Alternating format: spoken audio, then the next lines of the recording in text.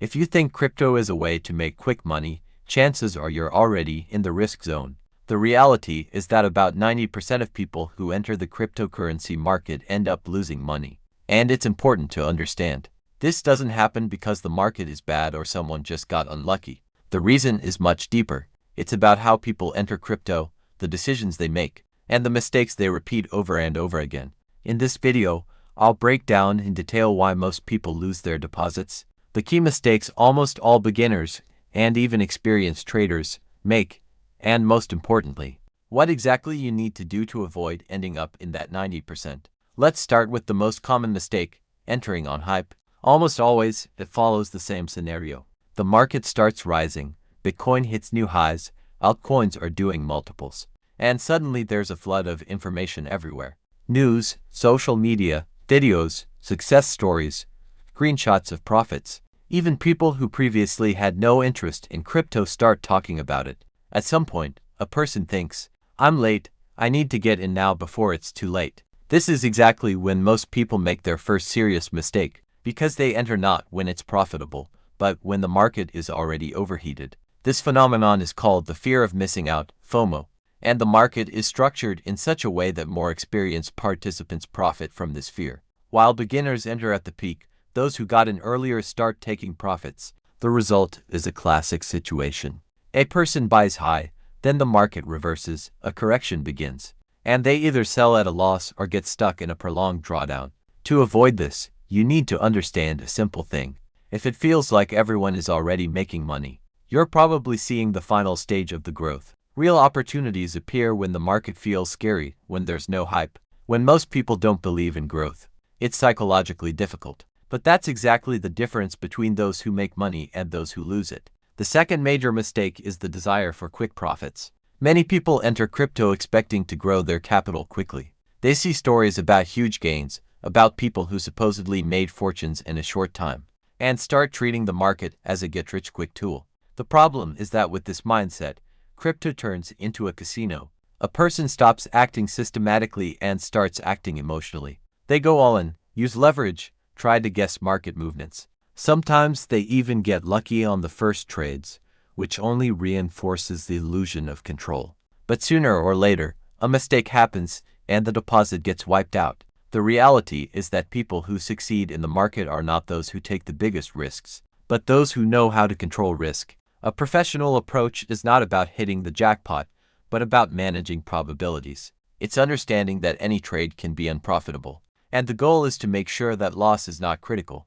To avoid this trap, it's important to abandon the idea of quick multiples as the main goal. Yes, the market can deliver high returns, but that's a byproduct of a proper strategy, not the objective itself. Don't use leverage if you don't understand how it works. And most importantly, never enter the market with your entire capital at once. The third mistake is the lack of a strategy. This is one of the key reasons for losses. Most people act chaotically. They don't plan, don't define rules, don't analyze their actions. They buy today, sell tomorrow, enter again, then hold losing positions hoping everything will recover. This approach inevitably leads to losses, because the market requires structure. You need a clear plan. It can be a long-term investment strategy where you buy strong assets and hold them over time. It can be trading with clear entry and exit rules. It can be gradual accumulation through regular purchases. But in any case, you must have answers to three basic questions. Why you are entering crypto, for how long, and under what conditions you will exit. Without these answers, every action becomes improvisation. And improvisation in financial markets almost always ends in losses. The fourth mistake is emotions. The crypto market is highly volatile, and it is literally built on participants' emotions. When the market rises, greed kicks in. It feels like the growth will last forever, and you need to keep buying more. When the market falls, fear takes over.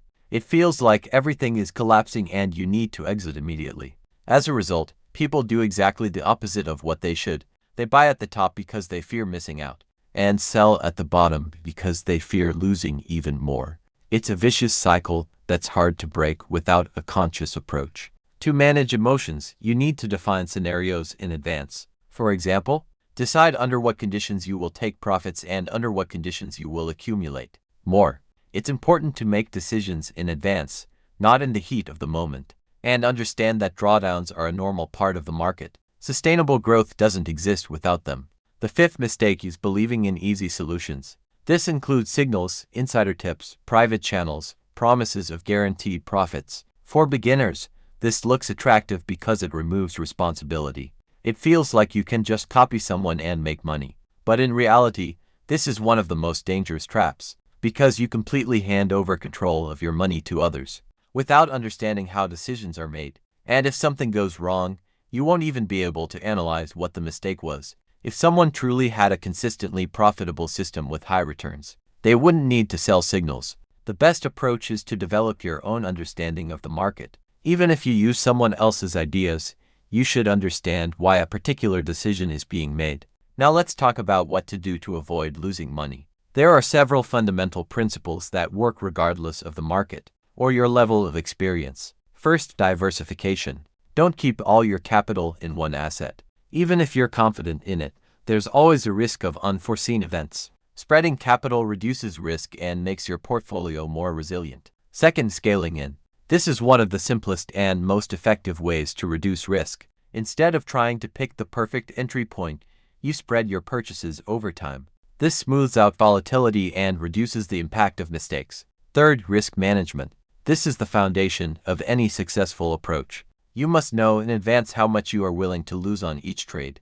Losses are inevitable, but they must be controlled. One mistake should not wipe out your entire deposit. Fourth, a long-term perspective. Big money in the market is made not from a single successful trade, but from time and consistency. Those who can wait and avoid impulsive actions ultimately win. And fifth, psychology. This is perhaps the most underestimated aspect. You can study analysis and understand tools, but if you can't control your emotions, you will still make wrong decisions. Calmness, discipline, and consistency matter more than trying to predict the market. In the end, crypto is not quick money and not an easy way to earn. It's a tool that requires understanding and discipline, and it can just as easily generate profits as it can destroy capital.